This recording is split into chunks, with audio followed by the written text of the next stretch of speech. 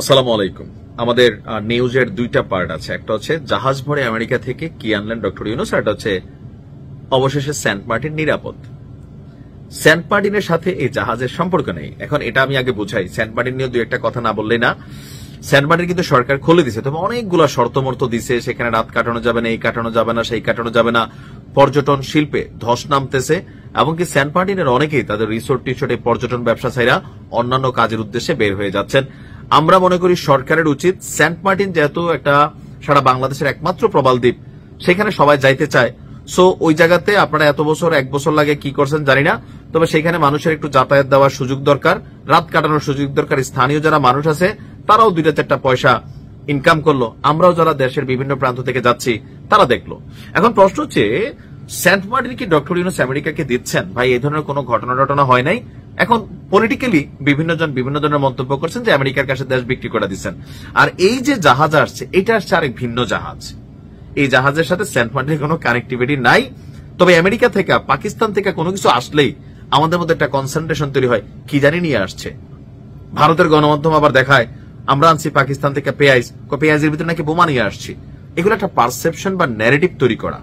আর Saint মার্টিনে আমেরিকার সামরিক ঘাঁটি তৈরি করবে না, এটার বেশ কয়েকটা যৌক্তিক কারণ আমি আমার এক আগের ভিডিওতে বলছিলাম।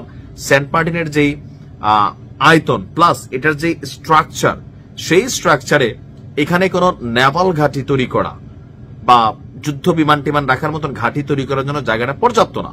ঠিক আছে, এরপরেও কখনো আমি জানি না, কিছু হইতেও পারে।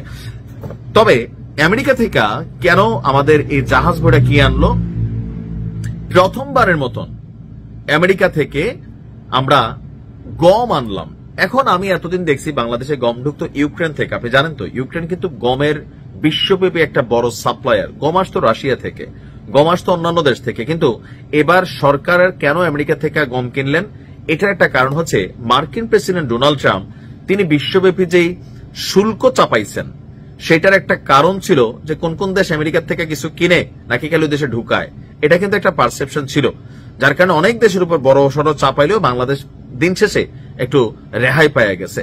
তো আমেরিকাকে খুশি করতেই আসলে এই ধরনের চুক্তি হয়তো বা হইলো। আমি জানি না যে কত টাকা পয়রা আনলো।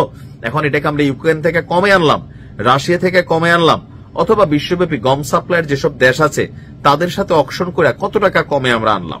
তবে যতই কমে আনি বেশি তানিফ জরুরি না, জরুরি হচ্ছে এই মুহূর্তে আমেরিকা যেন নতুন করে কোনো শুল্ক টুল্ক না চাপায়, আমেরিকার একটু খুশি রাখা, এটাই সরকারের পারসেপশন আমি বুঝি।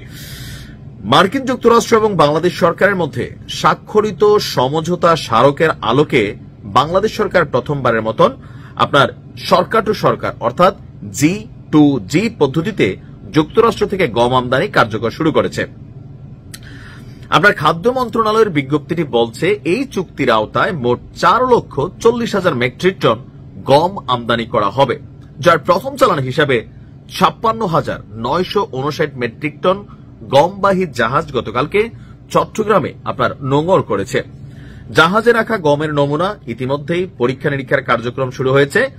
গমের নমুনা পরীক্ষা শেষে দ্রুততম সময়ে খালাস করা হবে। এখন কত টাকা করে কিনছি আমরা, এটার কোনো তথ্য এখানে নাই, বা কেন আমরা ওয়ার্ল্ড ওয়াইড এত দেশ থাকতে আমেরিকা থেকে আনলাম। তবে আমি যেটা বুঝতে পারি, G2G এই কারণে করা হয়েছে যে আমেরিকা দেখলো যে না, তার দেশ থেকে আমরা কিছু নিচ্ছি। এখন হইতে পারে গমে হয়তো আমাদের 2 টাকা লস হবে অন্য দেশের তুলনায়, বাট তারপরে এই সিদ্ধান্তটা ভালো। কেন ভালো বলি? এটা আগামীতে বিএনপি আসলে একই কাজ করবে, কারণ মার্কিন যুক্তরাষ্ট্রকে খুশি রাখতে চায় রাজনৈতিক দল হিসাবে, ব্যক্তি হিসাবে সবাই। আর রাষ্ট্র হিসাবে আমেরিকার সাথে বিরোধিতা করে আপনি টিকবেন না। সুতরাং তারা তাদের দেশের যে পররাষ্ট্রনীতি বা শুল্ক নীতি, সেটার বাটে যেন বাংলাদেশ না পড়ে, এটা খেয়াল রেখে হয়তোবা এই চালানটা আনা হয়েছে, ভবিষ্যতে আনা হবে। এটা দেশের জন্য ভালো। ভালো থাকুন।